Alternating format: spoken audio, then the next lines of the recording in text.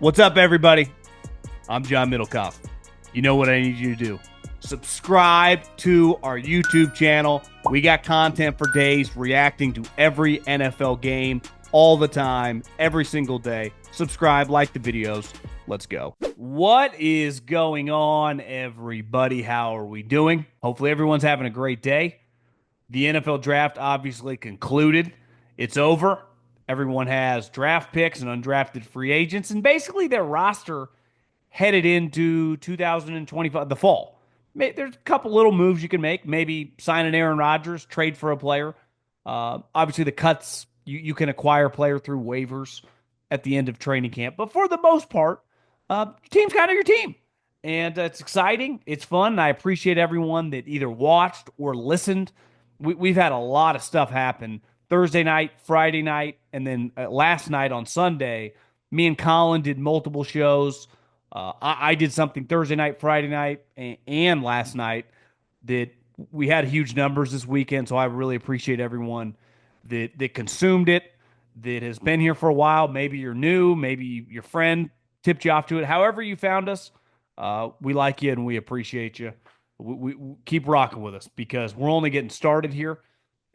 Just because the draft ends does not mean we slow down. So we plan on having a big spring, a big summer. This is 365, baby. There's no slowing down on this podcast. Got to keep the bills paid because this is my full-time job. I'm a podcaster. So we're not going anywhere, and excited for the rest of the spring, summer. So OTA's right around the corner, and we will have you covered. I got some ideas. I got some GMs to text to get on the show. Zoom, maybe in person. We'll find out.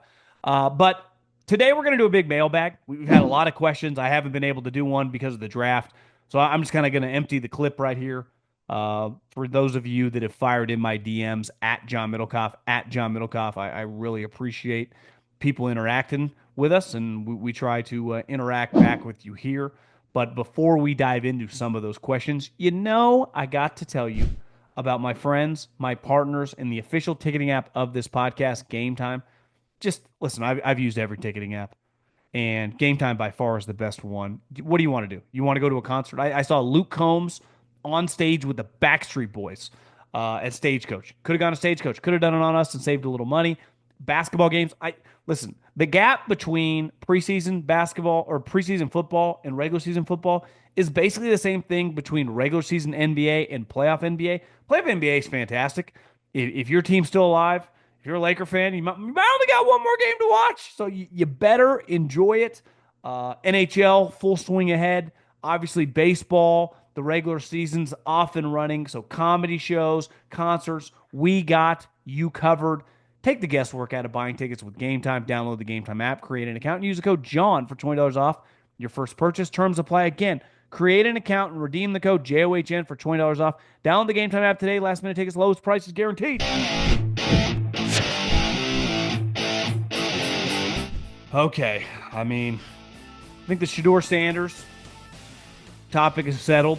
Belichick and his girlfriend, that topic exploded on Sunday. And means we're at spring football. So let's dive into some of your questions. Huge fan of the bag. Huge Niner fan. Curious to know your thoughts on their draft. Saw a couple draft grades and the team got panned. I personally thought they made some great picks. One silly Shanahan reach with Watkins, the Ole Miss wide receiver, but everything else was value with the defensive line as the main focus. Every year the Niners get ridiculed in the draft. Then the actual core talent is the rounds 4 through 7. How much stock should we even put into these draft grades? Listen, draft grades are the dumbest thing in the history of the internet in terms of to take them seriously. No one has any clue. The graders, the teams, the actual players, the fans, no one knows shit. No one has any clue. Now, totally understand why they do draft grades because the written word on the internet has never been less powerful, right? The videos and podcasts wiped them out. But that is still something that gets people to click. I'm guilty. I see someone, I was like, I'll click. And I've clicked on multiple draft grades. Not even because I care. I just can't help it. It's like an addiction. I've been doing it for multiple decades. No different than mock drafts. Think how irrelevant mock drafts are. Nobody knew that the Jags were going to trade up. Nobody. And then all of a sudden they trade up and the mock drafts are kind of irrelevant because all of a sudden Travis Hunter is not playing for the Browns and he's on the Jags. And then it sets off like a domino effect. And it happens every year. But we consume a lot of mock drafts. Kyle Shanahan said his wife called him on draft day that just said she looked at a mock draft and they really wanted Mykel Williams, the guy they ended up taking. And he was like pick 28 in the mock draft she looked at and says, Kyle, maybe she said honey, maybe she said babe. Are we sure that we're drafting the right guy? Are you overvaluing this player? And even Kyle was like, had to like rethink. But yeah, it's like the mock drafts, the draft grades impact the fun of this whole thing, but they don't matter. The 49ers, I've been to the majority of Kyle Shanahan training camps, and the one thing I've learned, you get really excited, like any training camp you go to, when you have a high pick. And I was doing the Raiders forever, Khalil Mack, Amari Cooper back to back years. You know, with the 49ers, they had Solomon Thomas and then Nick Bosa, I think, back to back years. Obviously, Trey Lance when they drafted really high. It's exciting to go see the first overall pick. But look at the names that I just gave out. Solomon Thomas never got his fifth year option picked up and is on like his fourth different team. Trey Lance is one of the biggest draft whiffs of all time. Why? Because Brock Purdy came in, Wally pipped him, and it wasn't even close. Not a soul that was at training camp, Brock Purdy's rookie year, went, hey, there's Brock Purdy. Do you know that this guy is going to become the starter? No one said that. Of course not. No one ever would say that. And I think you got to be very careful with just drafts. And this is why I don't get that into it beside like the super famous players because we see it every year. I've been to these practices where all of a sudden it's like, well, the third round guy is getting beat out by an undrafted free agent. The amount of guys that signed undrafted free agent contracts that will make teams for everybody is pretty mind blowing. And the thing with the 49ers was clear. I disagree with Kyle Shanahan and John Lynch in terms of their emphasis on offensive line, especially the tackle position. Like they are just allergic to taking tackles. I would draft tackles, multiple tackles throughout the draft. I would treat them like other positions. Like maybe we'll hit on a guy in the fourth round. I'm not looking for Trent Williams in the fourth round, but can I get a serviceable player? And they just don't do that. You know, now maybe they were in position and guys went above them. I know in the third round, the Raiders took a couple offensive linemen they were probably interested in. But I asked around the NFL because I felt like I liked Jalen Walker a little bit more than Mykel Williams. I was rebuffed. Like Middlekauff, I think you're overhyping it. I didn't meet many people that I know that weren't extremely high on their first round pick. 6'5", 270 pounds. Just, you know, he's a little stiff, but like he's got a chance to be a really, really good player in the NFL. Their second pick is 6'5", 6'6", 330 pounds, the defensive lineman from Texas. That's where I got think it's a little rich. A lot of teams put a lot of emphasis in pass rushing from their interior defensive lineman. This guy's not really a pass rusher. He's much more of a run stuffer, and he's battled defensive or injury concerns over the course of his career. But one thing with those first two picks, they got enormous human beings. And their defensive line is non-existent. It's like Nick Bosa, and then it's that Will Smith gif where he walks into the to the mansion, everyone's gone, and he's just standing on the rug looking around. That's what it looks like after they've literally got rid of everybody. So I never have a problem taking blue chip players from blue chip programs, and it's on you to coach them up. And their defensive line coach has had a lot of success. I think in the third round they had drafted the kind of run and hit guy from Oklahoma State, which again some of my friends didn't love the player, but you know you watch his highlights. Howie Roseman talked about this over the course of the draft weekend. This game is so much about space and speed now, and that's what this guy is. But I mean, put an emphasis on their later round picks. They have hit on a lot of those guys, but you know, who knows? I don't know. I have no issue. I'm not pushing back against people going their drafts suck. Like nobody knows. They'll be fine. The key to their draft, is going to be those two defensive linemen got to be good. And obviously, ideally, hit on some random guys throughout the course of the third through seventh round, right? But I think they had two high picks, pick 11 and pick whatever it was, 44 or 43 or 5 or whatever number it was in the second round. Like, those guys got to be good. Like, those are really, really, really valuable assets in this draft. The NBA 82 game grind is done. And now the real fun begins. The NBA playoffs are here, and it's time for the high stakes drama, clutch moments, and jaw dropping plays. Can't wait. If you're looking to make the playoffs even more exciting, DraftKings Sportsbook has you covered as an official sports betting partner of the NBA. From the play-in games all the way through the finals. Now, the time to back your favorite players and teams as they chase glory. All season long, DraftKings has been your go-to spot for NBA player props, and that doesn't stop now. Want to make your playoff experience even more intense? Try placing a bet on your favorite player's performance. Will Curry drop 30? Will LeBron drop 40 or more? It's your call. Ready to place your first bet? Download the DraftKings Sportsbook app now, lock in your bets, and let's make the playoff run unforgettable. Here's something special for first-timers. New DraftKings customers bet $5 to get $200 in bonus bets instantly.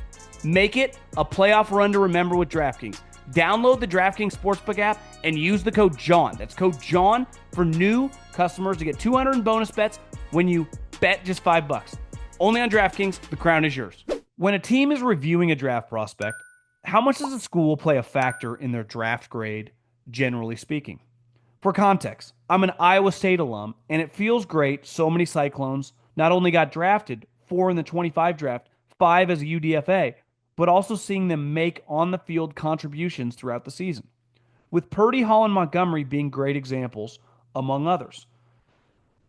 I think because Iowa State, let's face it, the Big 12 is the worst of the power conferences, but under Matt Campbell, they've proven now to have NFL-ready guys. Boise falls under this category. When I was at Fresno State, Pat Hill fell under this category. There are certain programs that aren't like blue blood, blue chip, top 10 programs that are like, we're getting a high-level player from there. Iowa is never going to win the national championship. Iowa's probably never even going to make the playoffs. But you draft certain players from there, like you're getting NFL guys. And obviously, when you draft players, I saw Monty Ossenfort, I almost said linebacker, the general manager from the Arizona Cardinals, say that because I think they drafted multiple Ohio State players, and he's like, think how hard practice is. We know how much, in terms of they play in the bright light games, they play in all these playoff games, they play in multiple Penn State, Michigan, and Oregon. Like you play in huge games throughout the regular season. Think about practice. And this was true for Alabama. This is now true for Georgia. This is true at Ohio State, Michigan under Harbaugh. If you are a DB at Ohio State, every single day you're playing an NFL guy. If you played for Nick Saban, no matter what position you play, every single day at practice, you're going up from your freshman year, going up against other NFL people. So obviously the games when you play, certain competition depending on the week.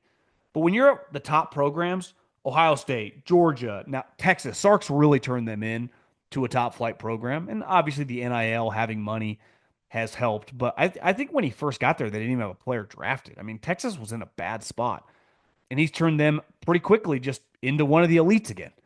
And I think that really, really matters for, Oklahoma was like this under Bob Stoops, and then Lincoln is like so many NFL guys, you just get better practicing every day. So I think it really, really matters. And if you're not going to be at, one of the quote unquote blue bloods, you got to earn the respect of the league. And I think Matt Campbell and Iowa State really has because they have guys that are ready to come in, contribute, and play at a really high level. I have a question with the fall of Sanders. Is he privately happy that every single podcast in the sport show led with him today? When is the last time in draft history that a fifth-round draft pick was the lead story? Doesn't this just feed the legendary ego? I was kind of thinking about that today. Wherever you fall on him, it's got to be pretty crazy. And I get his dad's Deion Sanders. But he kind of got the Tim Tebow treatment. Now, a huge part of that is if he had just gone pick 21 to the Steelers or somewhere in the 40s, it wouldn't have been the same. Like anytime you're part of like a legendary, no pun intended, fall, a precipitous drop viewed by people. Listen, I'm sure there are people like I can't take hearing this anymore, and I tend to fall that way too. But this has been one of the crazier stories I can just see by the numbers that I've since I've been doing this for a decade plus ever seen. I don't know how he feels.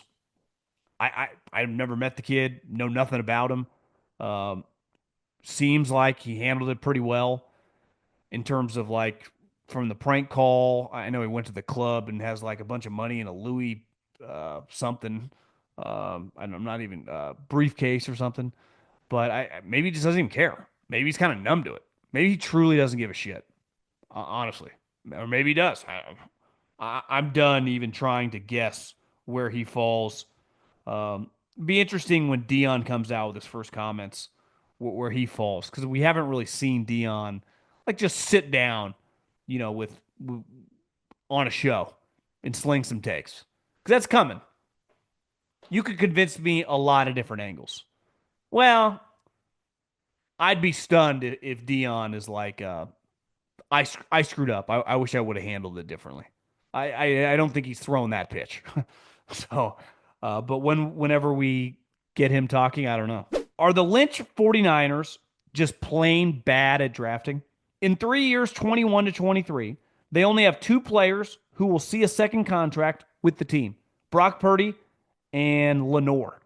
They seem to overvalue perceived fit in their system compared to consensus rankings, while teams like the Eagles and Lions have been stacking blue chips by not overthinking the picks. Do you think this year's 49ers draft class could be different and why?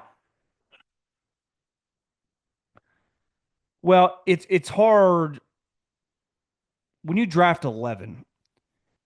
You don't get the pick of the litter, but you get the option to select guys that the good teams, the Chiefs, the Eagles, the Ravens, the Bills would die to have access to. They would have imagine what all those teams would do to have the access to draft Michael Williams, who most people thought was going to go in the top 10. John Lynch thought he was going to go in the top 10. So I don't give you like I don't give the 49ers credit on drafting Nick Bosa. Like you just don't get any credit on that. Like no shit. Easy pick. Like you don't get credit on drafting Myles Garrett. If anything, it's an indictment that you suck so bad to draft that high. Where you do get a lot of credit, it's like, well, Fred Warner in the third, George Kittle in the fifth, Brock Purdy in the seventh. Lenore. I think Lenore's a fifth, and Ambry Thomas was a third. Like that. Those are really good picks. You get credit for those. Michael Williams, like I don't give you. I give you a little more credit than Bosa because you're drafting 11, not two. But like you get credit in the second, third, fourth round, and we'd all be taking educated guesses. Nobody has any clue. Honestly, I've heard a lot of people that I know don't love their draft picks, but not a soul ever thought Purdy was any good. Played some pretty big games so far in his short career. The other thing with the 49ers, like here's the thing with the Eagles. Howie Roseman runs the draft.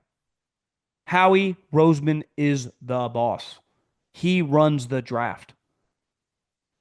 Kyle Shanahan and the coaching staff has a massive impact on the draft. Obviously, they let John do some stuff, but John Lynch is not picking a player that Kyle Shanahan doesn't want and probably isn't pushing to get.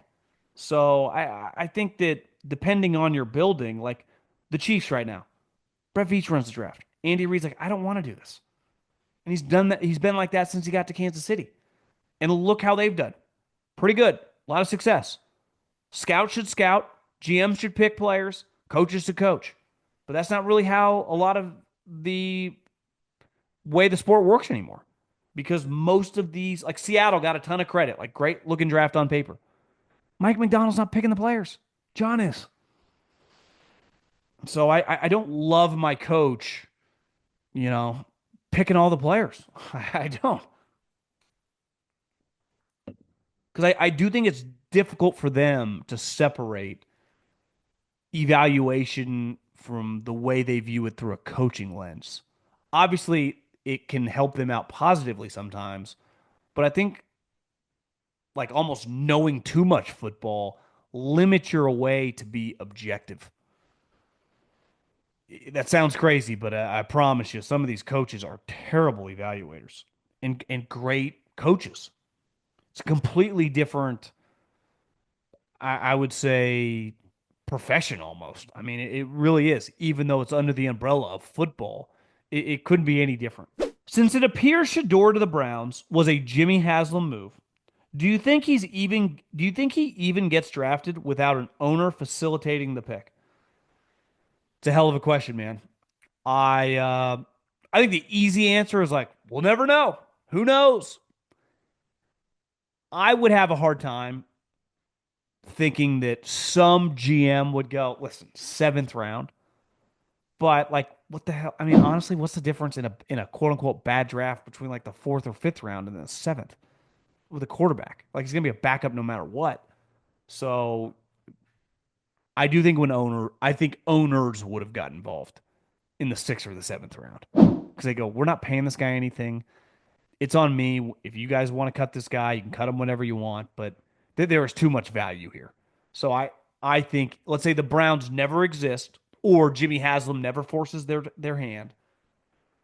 I think he gets drafted. But if you told me that he got drafted in the seventh round, like I think it would be on the table, which again is kind of crazy because talent wise, he's a top 50 player, clearly top 75 player at worst. I don't think anyone would debate that, but it does really matter. I mean, I just, I remember I did something on the Todd McShay report. Again, I was just giving my opinion based on that report. Because at the time, and this was 2 months ago, it's like Todd doesn't really just throw shit out at the wall and hope it sticks. And he said, like, he's had some awful meetings.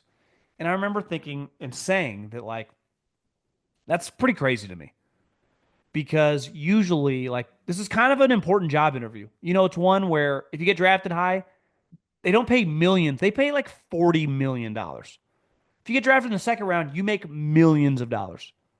Like, it's kind of a big deal. And then, you know, like classic on the comments, he didn't want to conform. That you see that a lot. It's like, well, guys, part of this business, like in any business where a lot of money's on the line, when you're interviewing with someone, is to kind of be on your best behavior. Literally, everyone does it, especially people that aren't, and any people that don't historically in football. One are either just complete morons and deserve to fail because they usually do, or people that are so goddamn good they could walk into an interview, pull down their pants, and fart on the people interviewing them, and nothing would matter. It's like, yeah, we'll still take you fourth. Like he did not fall into that category. But in his mind, and this is what really turned people off clearly, he carried himself like he was the greatest thing since sliced bread, based on all these reports, and obviously just look at the actions. Yet they all looked at him just like a run of the mill player. Which to me, if this wasn't Shedeur Sanders, and that's what makes this such a polarizing thing is his name. But if he was just a normal player and he had acted like that, and we all thought like he should be a top couple round pick and fell, every single person would be calling this guy a douchebag. Every single person. Like I think it'd be universal. But it's like people are scared, which I get it if you're friends with Dion, you don't want to crush his kid. And again, no one said he did like anything bad off the field. But in terms of the interview, like it's like well reported now. Like it's well established what happened and why he fell. Because it's like, why are you acting like this? Nobody acts like this. It's what pushed and turned everyone off. Nobody acts like this. If anything, guys that aren't as good, Jalen Milroe had an awful season. Yet he was blowing people away with his interviews. Dylan Gabriel is tiny relative to NFL standards for quarterbacks. Viewed very small. People love the fucking guy. Why? Because it's like, sit down with him. It's like, God, I want this guy. I want to draft that guy. That's usually what quarterbacks do. Most of these quarterbacks in this class are, I would say, like super impressive guys. The Riley Leonards, Will Howards, Dylan Gabriels, Jalen Milroes. I haven't heard one negative thing on any of them. That is the other problem. he went in with this attitude clearly in these rooms, which again, when I say went with that, no one does that. Nobody. I don't know why you pulled down your pants and farted on someone, but I was just trying to think of something outrageous. Longhorns fan. I got consistent pushback for believing Ewers was overrated. I saw a player that never seemed to perform well in the biggest moments, ran into instead of out of trouble, and was a product of the scheme. My question is, as a former scout, what did you see on tape, in your opinion, that forced him down to the 7th round? I was never a big fan. And obviously, because you guys played in so many big games over the last couple of years, we watched a lot of you. Clearly, if everything's perfect and he just drops back and throws a deep ball or throws a ball where the guy's open, the ball looks pretty coming out of his hand. And in college, depending on who you're playing, he can be put in those situations. You're like, that was just a beautiful play. But the better teams you play, football becomes, there's an instinctive element. You got to have a feel for the game. And when I watched Quinn Ewers play football, I saw a guy that was robotic, that didn't have a feel for the game. And those type players at quarterback, I am 100% always out on. I don't care how tall you are. I don't care how big your arm is. I just saw a very robotic and a guy that just lacked natural instincts to play the position. Because to be good at football at any position, but especially quarterback, is like people loved Cam Ward's instincts. I would say Shedeur has pretty natural quarterback instincts, right? That's why you would consider him a playmaker. When I watch Quinn Ewers, I just saw like kind of bleh. Honestly, him and Carson Beck are very similar. You just watch and you're like, I don't see it. Now, they can have stretches in a game. I would say Carson Beck had stretches throughout his career that looked better than Quinn Ewers. I never understood people projecting Quinn Ewers really high. But I will say this. He has a much better arm than Arch Manning. Now, maybe Arch is young. Maybe his arm can get better. But the arm I saw last year from Arch Manning when he played is pretty average relative to NFL standards. Speaking of Arch, why is Arch getting all this hype, but I see Nussmeier getting left off early draft boards? Only 4K yard passer coming back, NFL style thrower, and will have plenty of experience. Guy is a winner who carried his team with the LSU janitor for running backs after all the injuries. He needs to rename himself Shedeur. Listen, hype is real, and media hype is real. And when you are, it's one thing if you're like Steph Curry. His dad was an NBA player, but his dad was Del Curry, not Dr. J or Michael Jordan, right? If Steph Curry had been Michael Jordan's son or Dr. J's son, the hype on him coming out would have been a lot crazier. He wouldn't have been denied at Virginia Tech coming out of high school and had to go to Davidson just based on name alone. And his dad was an NBA player. So if your dad's an NFL player, which countless guys who are NFL sons that get drafted every single year. But when you are, he's not Peyton or Eli's son, but when you are a Manning and your last name is football royalty, it feels a little different. I would say the same thing for Shedeur Sanders. His dad isn't just one of the greatest players in the history of the league. He's one of the greatest athletes in the history of America. And he's definitely one of the biggest personalities to ever play pro sports. So it just creates something. And I'll say this, Shedeur played well. Well, Arch is going to play in a much more difficult conference than Shedeur did, but who knows? Like you said, Garrett, Nussmeier's dad also played in the NFL. Coaches now in the NFL. But if it was Garrett Brady, and he was like Tom Brady's nephew, or it was Garrett Favre, we'd probably hype him up a lot more. Fair or not, that's just part of the deal. It really is. If I wasn't John Middlekauff, but I was John, let's say I was John Francesa.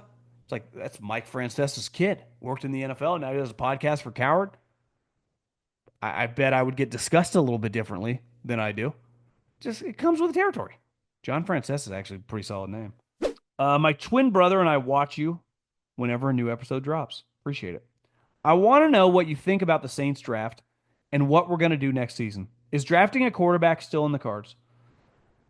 I text some people because again, sometimes when you have a bad exposure, I'm not in the weeds like I used to be.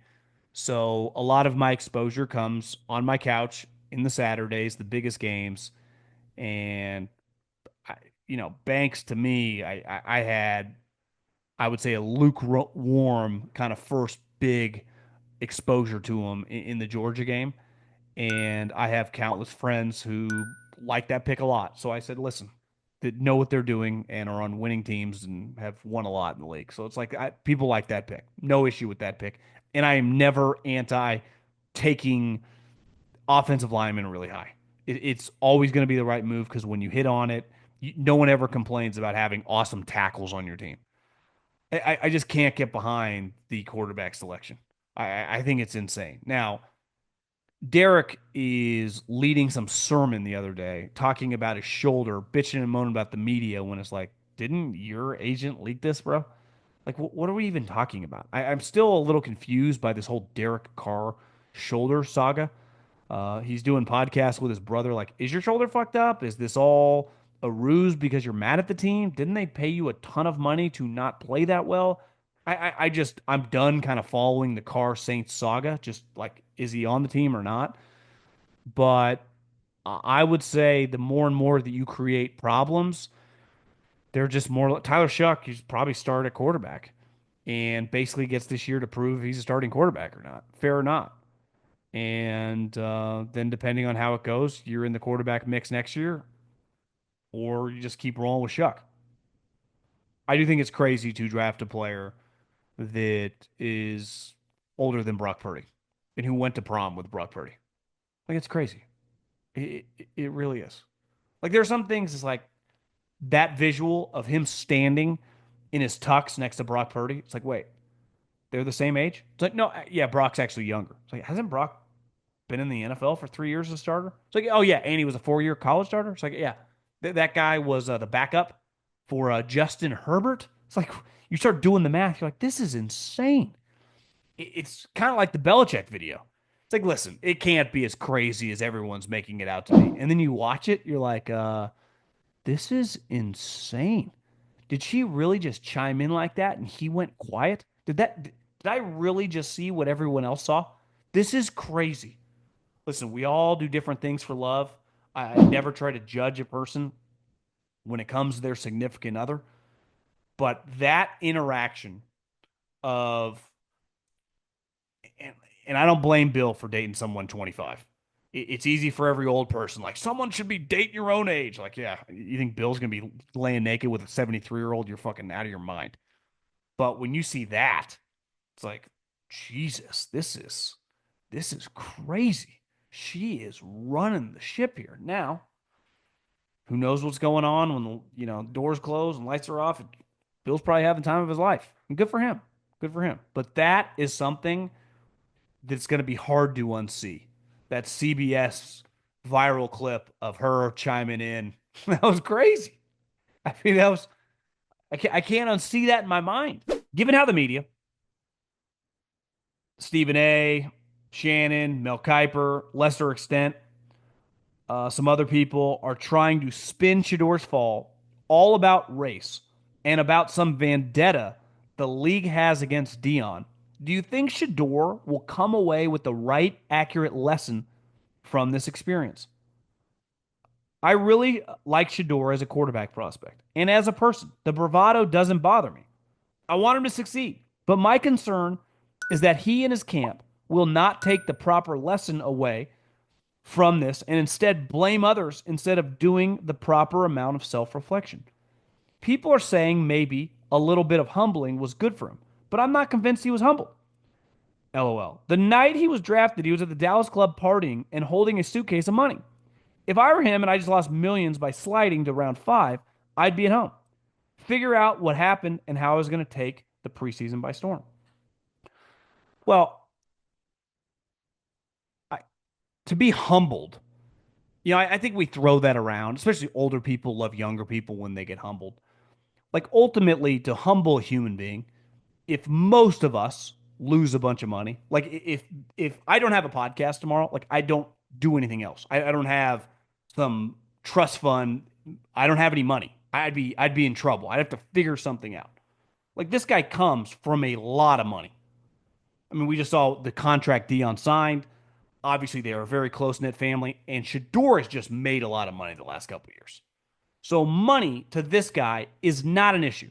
He does not go to bed at night like a lot of people in the draft and worry about his financial future. I think that's fair to guess that, especially based on the club after. But in terms of being humbled, uh, I got no clue. It's impossible to psychoanalyze because if you just watch like his reaction when he jumped into the pool, you'd be like, I actually thought he handled it pretty well. He just got drafted in the fifth round, and he was still excited to be drafted. He thought it was a cool moment. He didn't. Now you could also have said if he pouted, you would have thought like he would have been pissed off. That's cool too. I, you could nitpick anything he does, and he is by far the most nitpicked player um, that I can remember in recent memory, especially when you factor in he's a fifth round guy. I'm fascinated what Dion's ultimately going to say. If I was going to guess, I would say that he will not like. There's not going to be a lot of like accountability. I would retract my statements or retract the way if I advise Shedeur to handle that because there was a video that went viral that Shiloh was screaming at Dion, "You screwed this up." And who knows? Maybe he told Shedeur to act like this. I don't know. I'm kind of fascinated to hear Dion if he's like not screwing around, like being serious about it. What his thoughts on this are because I don't know, like being humbled. At the end of the day, humbled, not humbled, like you got to go and you got to compete against NFL guys. And once camp starts, they can't hit you because you have a red jersey on. But while people like root for others, NFL training camp is kind of like a dog eat dog. I mean, it's kind of a fucking crazy place. There are 90 guys that show up. Depending on your team, there are 30, 40 guys on scholarship, and there are a lot of people competing for starting spots and backup jobs. I mean, it's kind of like, only the strong survive. And Dylan Gabriel and Kenny Pickett and these guys are desperately trying to make the roster. It's going to be fascinating. All the talk about it is kind of irrelevant. Like you're either going to pick up the offense, you're either going to make plays, the coaches are going to trust you and they're going to get behind you or they're not. And you have the opportunity to earn the right to be on the team. And whether that's the third string guy or the backup, I think it's probably borderline impossible without injuries to be the starter week one. But there is 100% possibility for him and Dylan Gabriel are competing. And it'll probably start at the third, and then they'll probably transition those guys kind of working toward the number two. You play well. It's the best part about football is all the BS that's talked about, attitude and race and whatever on these shows the last couple nights. None of that matters when the pads come on and it's 100 degrees outside. And Stefanski calls a play into Jim Schwartz, their defensive coordinator, and on the other side, and they're running the defense. It's like you're either going to complete the passes, make the plays, make the right checks, or you're not. None of the shit that was said from countless people the last couple days mean anything. Nothing even his dad can say means anything. But I think like what's crazy is we've had a lot of former players, kids, and I was around them a lot, like early on in my radio career around Steph and Clay, whose dads, I mean, Clay's dad was kind of a legend for, I don't know, the 80s Lakers, like played kind of a prominent role as, I think he's on their radio team, Michael Thompson. And Steph's dad was a longtime NBA player. And these guys just acted like there was it was crazy early on before they really blew up to what they've become. They were just really normal and easy to get along with, and everyone liked them. And I do feel like most of these guys that grew up rich and's dads played professional sports, look at Patrick Mahomes, they actually feel like the easiest going guys early on because they're most comfortable in this environment. They're like the most secure. And there's this weird part about Shedeur of like, is he just copying his dad? I would imagine if you could get a lot of and I mean I like most kids. I mean I love the 49ers and when they signed Deion Sanders, they won a Super Bowl in 1994. Deion Sanders was one of the coolest players by far of my childhood. Everyone liked Deion Sanders. And he never shut up, but he was fucking like the most dominant player in the league. He started dancing at like the 30-yard line. No one cared. You know why? Because he was going the other way with the ball in his hands, about to score a touchdown because he had just picked off the quarterback. Like, no one cares about bravado and that type of stuff when you back it up. But when you bring a lot of that and people think that you're not as good as the way you carry yourself, people kind of think you're a loser. That's part of it. Everyone's like, people don't like the bravado. Well, yeah, we have never liked big bravado on people that can't back it up. Michael Jordan and Tiger Woods and Tom Brady, they can carry themselves kind of however they want. It's much more difficult for Kirk Cousins if he wanted to carry himself like that, right? Ken Griffey Jr. and Barry Bonds carry themselves a little bit different than the utility infielder. Now, who knows? Maybe Shedeur is really good in the NFL. We're going to find out. But I talked about this yesterday. Like, the Big 12 sucks. We got to acknowledge that. The Big 12 is not viewed as like big time football. It's kind of a joke. I mean, just look at all the guys that were drafted. If he had done what he did the SEC, you couldn't even pretend that he wasn't a first round pick. If he had played the exact same way and produced the same numbers in the SEC, you would have had to take him as a first round pick, no matter whether you liked his attitude or not. But like, I think a lot of people look at it like, you weren't playing any NFL players. This conference is an embarrassment. Like, it's not like you're playing Texas and Oklahoma and A&M anymore. They long gone. So I think there are a lot of different factors and variables. But I think we also have to acknowledge that if you act really, really cocky, right? It's like a girl that carries herself like she's, the hottest thing in the room. If you look at her and she's a five, everyone's kind of making fun of her. And I think a lot of NFL people viewed this guy. Honestly, I didn't even ask that much about him. One big regret I've had, I would say the last couple of days, is not spending more time. I just assumed he was going to be. People just weren't even talking about him. That's what's crazy is we're spending so much time talking about him right now. I actually don't think teams wasted that much time on him over the last couple of months. Once they interacted with him once, they're like, yeah, we're not that interested. I think myself, everyone talking about him, fans, are way more invested than the league was. And that's all that matters. And I've said this forever. Like, I really like doing this, and it's cool. We got a big audience, and I'm able to make a living off this. And my opinions are just this is entertainment. Like, my job's not to pick the actual player. So sometimes people come at me like, you're a know-it-all. No, I'm just giving my opinion on the move. But my job is not to actually make the move, right? So if the Travis Hunter trade up for Gladstone blows up in his face, like, he was the decision maker. That his job is I've been over the years had GMs get mad at me, right? It's like, well, my job and your job are different.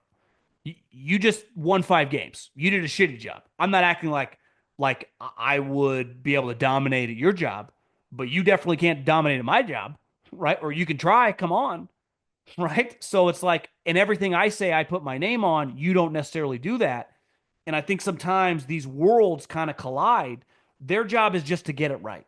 That's the only thing they're consumed with is getting it right and getting good players. That's all they care about, right? The only thing I care about in my job is to try to make entertaining content. If you're listening to this and you're a sales guy, the only thing you probably care about is like hitting your quota that year. The only thing these GMs get the best players possible and the right fits in your organization. Is Cam Ward the least talked about number one pick in the history of the draft? I feel kind of badly for him, as he deserves some attention and credit for all the work he put in. Also, what are the realistic expectations for the Titans? Could they make a run at the division? I think 6 or 7 wins, but Will Levis also gave away games last year that they probably could have won. Yeah, I mean, I think if he's good, I don't see why they couldn't, compete to win 7 or 8. Their defense was really good last year, at least until like halfway through the season. You just run out of juice. Like, how am I going to play defense with Will Levis at quarterback? But, if offensively he's just a solid player, they could be way more competitive than they were last year. And they were competitive early on. Will Levis was just a joke. So I'd be pretty bullish on the Titans. And I don't even think it's close. I don't think we'll ever see again a number one overall quarterback feel more relevant. And I wasn't watching ESPN on, it would have been Thursday night, but I guess did Mel Kiper just go into a rant immediately about Shedeur Sanders? So I've seen Cam Ward interviewed a bunch. We had Dickert on, his former coach at Washington State. Seems like a really good guy. I know people with the Titans, they really like him. So if I was a Titans fan, I'd be pretty excited.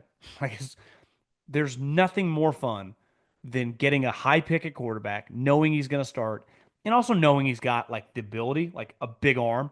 Like, let's see what we got now. I'd be excited if I was a Titan fan. Playoff seems a little bold, but definitely a competitive. Uh, I think 7 to 8 wins is realistic. I'm the biggest Herbert fan you'll meet, but no excuses this year. We got to win a playoff game or two. I can't wait to see what year two looks like with Harbaugh. Totally agree. I totally agree. I think it's.